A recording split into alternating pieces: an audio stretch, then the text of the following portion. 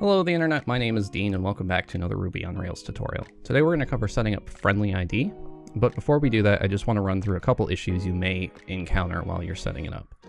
The first is that as far as I can tell, the GitHub page doesn't cover the migration you need to actually generate yourself to add the slugs to the model that you want the friendly IDs for.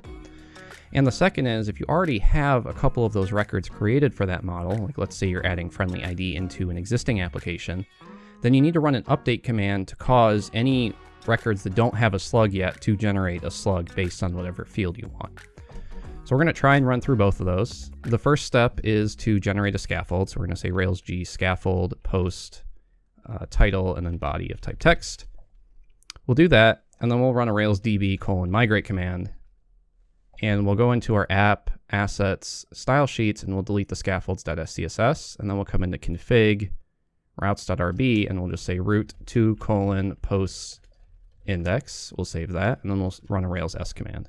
The reason we're doing this is so that we can create a post first, so that you can see what the issue is if you already have a post, but you don't have friendly ID installed yet. So here we'll say test and then case, just a really basic post, and then we'll go back. So now we have one. Now we can proceed with the rest of the friendly ID setup.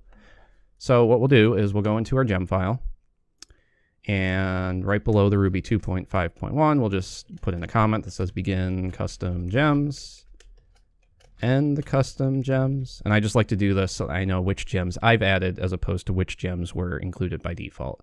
So here we'll just say gem friendly underscore ID.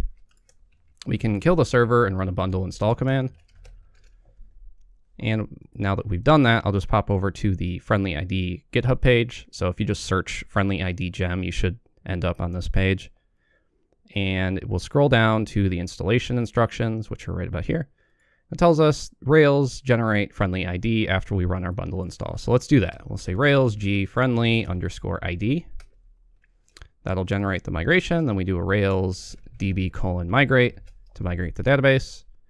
And then it tells us to add this to our user file, but we don't have that. So instead, we'll go into our models post.rb and we'll add it in here.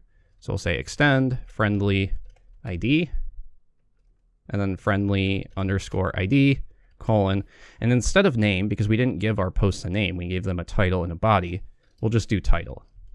And we'll say comma, use, : and then : slugged. So that sets it up in a similar way to how they have it set up. Now we just have to come into our controllers. So we'll say controllers post controller. And if we scroll down to the set post, we need to change this from post.find to post.friendly.find. And now whenever we create a new post, it'll automatically give us the slug. And right here it says, if you're adding friendly ID to an existing app and you need to generate slugs, run this task. So this is what we're going to have to run to fix the some of the posts not having the friendly ID yet. But first, let's try to run the server, and let's try to create a new post. Create a new post, another one, it's me, and then we'll hit create post, and we'll run into an error. And here it's telling us undefined method slug for post. And what that means is we don't have a slug method, obviously. So to do this, you can try to find it on the README, but as far as I'm aware, you can't. Or you can try searching for it, and if you do, you'll stumble across something like this that says, inside the migration, add the following line. So it's generating an empty migration, and then it's adding these. But I think we can do this all just from the command line. So we'll say Rails G migration, add slug to posts, and then we'll say slug : string : unique. And then we'll hit enter, and then we'll go into our DB folder, and we'll see if that worked. So we go into DB, migrate, and then the add slugs one, and we have add column posts, slug string, and then add index posts, slug unique true. So it looks like that worked. So let's do a Rails DB :migrate, and then let's do a Rails S, and we'll refresh this page. So we refresh the page, it works, it automatically does the slug for this one. Now if we go back and we try to look at the first one, it's only going to /post/1. If we go to the second one, it's going to /post/another one, but we can also do /post/2. So why isn't the first one defaulting to the actual, the slug? And that's because if we come into our Rails console by killing the server and then typing Rails C, then typing @post equals post.first, you can see @post.slug is equal to nil.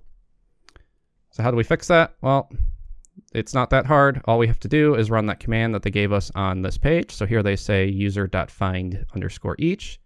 So we'll say post.find_each and :save.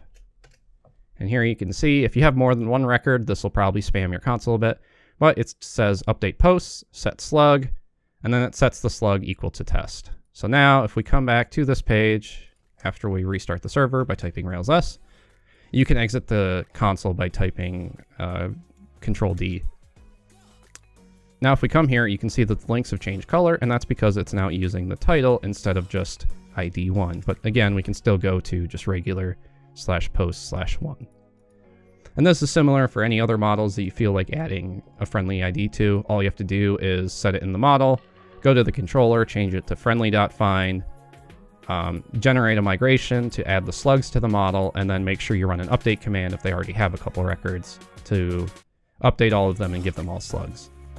That about does it for this tutorial. If this helped you, remember to like the video. If this didn't help you, remember to dislike it so that other people know not to watch this, because, you know, with how many tutorials there are for Rails, you really want to just promote the positive ones. You don't want to just like everything or just ignore liking everything, because it does help out other people who are looking at these things. But for now, thank you for watching, and I'll see you in the next video.